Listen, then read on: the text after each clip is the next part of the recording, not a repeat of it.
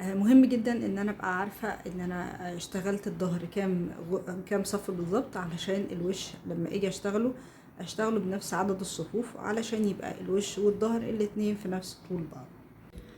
دلوقتي المفروض هنبتدي نشتغل وش البلوفر اللي احنا اوريدي حاطين الغرز بتاعته على قطعة خيط خارجي.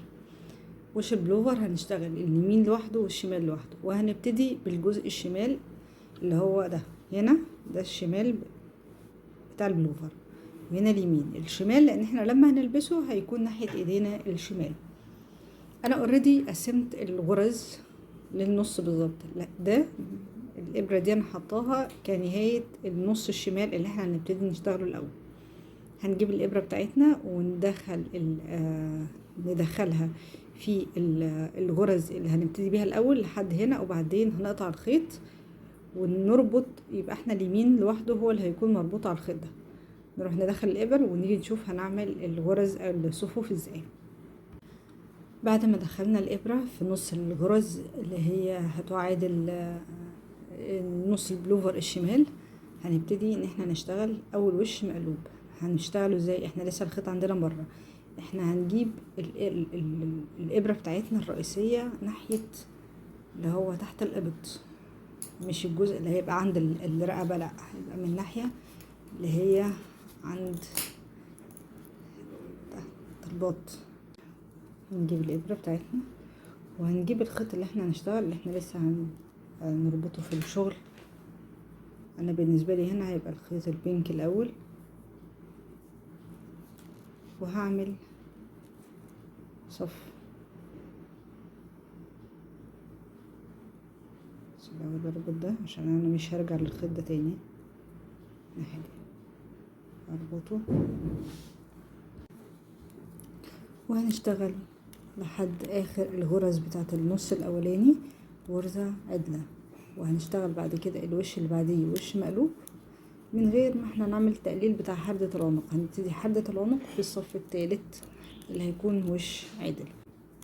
هنخلص مع بعض، او تخلصوا انتوا دلوقتي الصف الاولاني اللي هو وش عدل، والصف التاني اللي هيبقى وش مقلوب، ونيجي عند الصف الثالث عشان نشوف هنعمل ازاي حردة العنق في الناحية الشمال من البلوفر.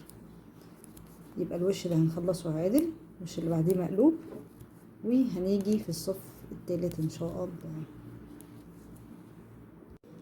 المفروض دلوقتي نبتدي صف التقليل. بس قبل ما اقلل عايزه اقول لكم احنا هنقلل قد ايه، او انا هقلل قد ايه وبناء على ايه. رقم واحد، انا شايفه ان كل كتف، احنا هنتكلم على كل كتف لوحده، كل كتف عايزاه يكون فيه 19 غرزه، 19 20 غرزه يعني في الرينج ده.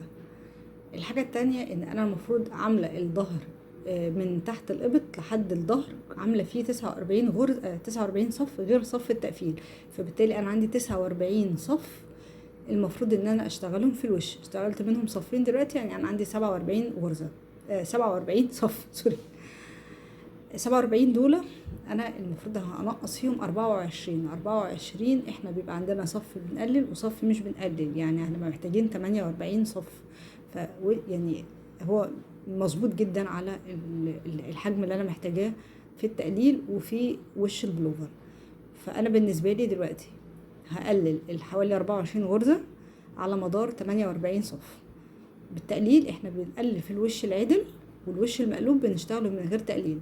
هنقلل ازاي؟ هنقلل عن طريق في الجانب اللي احنا فيه ده، هو الجانب الشمال. هنقلل عن طريق ان احنا هنشتغل كل الغرز لحد اخر 3 غرز، غرزتين منهم هنشتغلهم كيتو توجذر او غرزتين عدلين مع بعض، والغرزه الاخرانيه نشتغلها لوحديها غرزه عدل.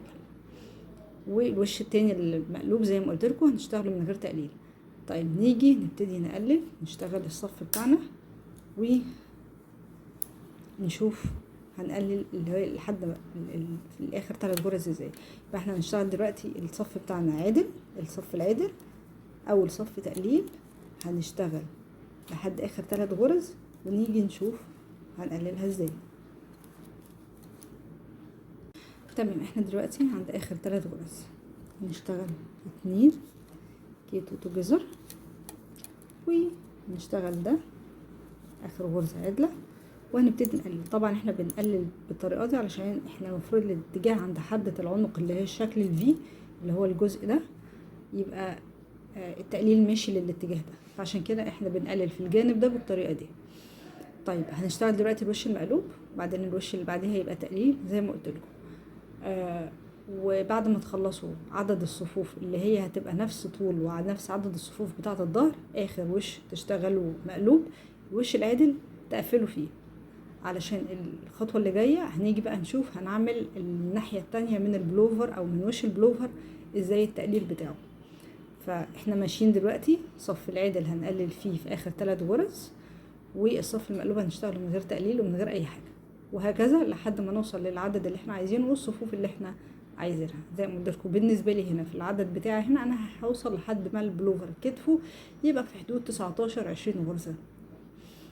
وهرجلكم في الفيديو اللي بعدين ان شاء الله اللي احنا هنتكلم بقى عن الناحيه التانية من وش البلوفر. فبالتوفيق.